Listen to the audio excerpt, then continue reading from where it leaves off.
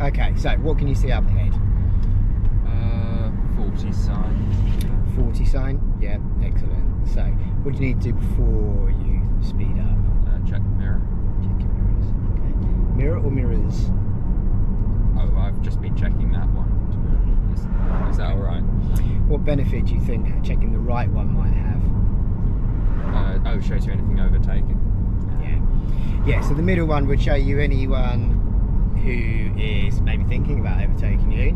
But the right one will show you anyone who may be coming round you that you haven't already noticed. Yeah. So I would check. I'd probably check all three, but yeah, certainly the middle and the right one, looking for people overtaking. Okay. What point can you speed up if you're going to speed up? Past the sign. Past the sign. Yeah. So yeah, you must get at least level with the sign before you speed up. You can check your mirrors prior to that. But you can't actually speed up till you cross the line. What about the speed that we're doing?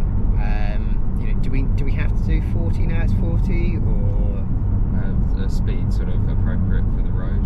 yeah, speed appropriate for the road. Excellent. So as we look ahead with these signs here, what are these signs telling you? It's going to merge into, or it's going to get thinner and turn to the right. Exactly. So yeah. So a bit on the speed. exactly. So reading those signs will help you, won't they? So we're going to take the next turning on the left. I can't tell with your car, its engine is so smooth. I can't quite. I'd go second. Yeah. So left here. That's it. Yeah, I'd go second. Yeah. Probably would have used third for the uphill. Yeah. Second for the turn. Do you push bike much? Push bike. Yeah, is it like pedal Oh bike? yes. Yeah. So you'll know from your push bike that when you're going uphill, downhill, it's going to feel different in certain gears, isn't it? If you pedal uphill in a high gear, it's quite hard work. Yeah. Yeah, car's exactly the same. So like there, where not only did we go round, we slowed down because we went round the bend to the right, but because we always went up the hill the other side, it was also worth considering using a lower gear to help you get that power up the hill. In the same way. So the car's exactly the same. The lower gears will give it a bit more power. So when you're driving these type of rural roads, okay, I'm going to stop there for a minute. So check your mirror and move out round him. Yeah. Because can you see the road down clearly? I can now. Yeah. So we didn't actually necessarily need to sort of slow down too much because we can see the road's clear. We can check our mirrors. We can move out. Excuse me. We're going to turn left at the end of the road here. That's it. Good. So how do you know you're not the priority in this situation? Oh, sorry, I'll help you. Sorry. It's the road markings. So there was a give way sign on the left, but it's very overgrown by the trees. Oh, that's what I was looking for. Yeah. Okay. Yeah. So the other thing would be the markings on the floor. Yeah. So when we came up to there, which was technically a crossroads, we had the double white lines on the floor, which is the give way. This road that we were coming onto had the centre line, still has. So that's what tells you that this is the main road in this situation. So what's the speed limit now? 30. 30. Okay. So why do you think it might have come into 30? Residential built-up area. Yeah, exactly. A higher risk of pedestrian. So we've seen one dog walker already, haven't we? Yeah. Yeah, could be more. Yeah, more houses, more chances of people walking down the road. Yeah. Oh, we've even got what's the sign on the left saying? Warning pedestrians, or is it? Yeah, pedestrians. So yeah, we've got good chances of seeing more pedestrians. So what would be the difference if you saw the pedestrian on the bend here? I would be able to see clearly down the road. No. So that one you might have to stop, mightn't you? Yeah. You may actually have to stop because we can't see around the previous pedestrian. We could check our mirrors. We could move out round clearly. Happy know where you're going here? It's round. Excellent. Yeah. And how did you know it was round to the right? Markings on the road. Yeah. That's so. Getting the same thing, isn't it? It's following that centre line. Yeah. Good. Do you know what this double line in the middle means? No overtaking. Excellent. Yeah. What about if it's broken on one side? That means you can overtake from that side, but not from the other. Correct. this sign? Do you know what that? Well, there's only one of them. Do you know what that sign means? End of speed limit or beginning of national speed limit. National speed limit, yeah. Which on a road like this is 60. 60. Yeah. What about dual carriageway? 70. Yeah, perfect. Feel it's safe to do 60 around this road? No. No, I agree. We've got a saying, and that's that you always need to be able to stop in the distance you can see to be clear. So, for example, if that dog walker is round this bend, we need to be at a speed where we could stop. Yeah. Because when people walk in the road, what way are they meant to walk? They're meant to be on the right-hand side of the road, aren't they? They're meant to be walking towards the traffic. Yeah, so they'll be on our side of the road. Do you know what this sign means? Give way to oncoming. Yeah, perfect. Yeah, it gets a little bit narrow over this bridge, doesn't it? So yeah, it's giving way to the oncoming cars over the bridge.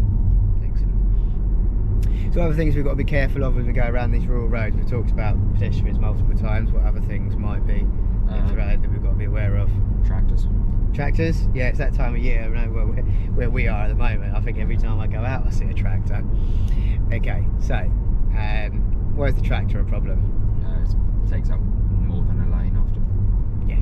Yeah, so if that was a tractor coming towards us rather than that car, as you say, it could be taking up space on our side, couldn't it? Yeah, so we may need to take advantage of these little sort of indents here with these little like lay-bys or businesses where we can make use of. We certainly wouldn't want to be coming round the corner, would we? No. If we were going too fast, the tractor coming the other way, what might happen? Collision. Yes, we could easily wreck the front of our car, couldn't we? Probably won't put a dent in the tractor, but yeah. What other things you got to be careful of driving around the rural roads? So we talked about people, tractors, animals. Yep. Any particular animals spring to mind? Deer. Yeah, they're a bit. Yeah, you got to be careful of them, haven't we? They sort of have a habit of running out through the bushes. Yeah. I know I've nearly been caught out by deer before. Luckily, the hedges weren't concealed, and I could see them running across the field, so I knew to slow down. And then, yeah, sure enough, they came bolting out, about 5 of them, straight across the road into the field the other side. But luckily, because it was very open, I could look over the top of the bushes and I could see them running through the field. Yeah. So yeah, deer. What else? Quite a common one that we see around our way. Horses. Horses, Yeah, horses.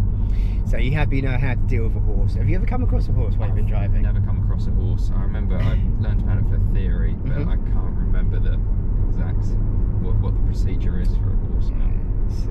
You don't honk at it, I know that. No, you don't want to do that. Yeah, because what might that do? Freak it out. Okay, yeah. So, yeah, slow down, give it plenty of space. If you've got your radio up, I'm going to turn that down as well. Anything that might sort of startle it, and drop it down to a slow speed. And give it plenty of space. Give as much space as you possibly can. Yeah. And we're going to take the next turning on the left. Okay, so what we've got behind us. Motorcyclist. Okay, what do you think they might do as we come into this national speed limit? They might try for an overtake. So yeah, exactly that, as we talked about. So we're speeding up a little bit early, not quite in. So yeah, as we said, check all those mirrors. That's it. Yeah, check all those mirrors. Check he's not overtaking before we speed up. Well, this road, happy to do 60 on this road, or near to it. Yeah, fairly nearer to it anyway. Yeah, it's a little bit different from the previous national speed limit we were on, isn't it? Yeah, it's a bit more open. Better visibility. And better visibility means higher speed. Potentially higher speed, more reaction time. Yeah. So wider lanes. Yeah, the tractor we were talking about earlier shouldn't be a problem, should it? If we come round, and there you go, there's a little caravan thing. He's got plenty of space, hasn't he? Yeah. Whereas on the previous road, we may have had to have watched out for that. Well, you see the side road on the right there. Why have we got to be a bit careful of the side roads as we come past? If something big came out, they could cross into our lane a little bit. It's not even anything big, anything in general. So if we came round this corner doing 60 miles an hour and there's a concealed side road, Yeah. nice gear change, yeah. might even need to go one lower again. Ooh, Yeah, because we're going uphill like we talked about earlier. So if they've got a concealed side road, they might not see us. Yeah. So we've got to be a bit wary of our speed as we enter these bends, looking at these potential side roads. Sometimes you see signs warning you that the side roads are coming, and that's not just to make you aware if you need to turn into it, but it's also make you aware of potentially people coming out of them.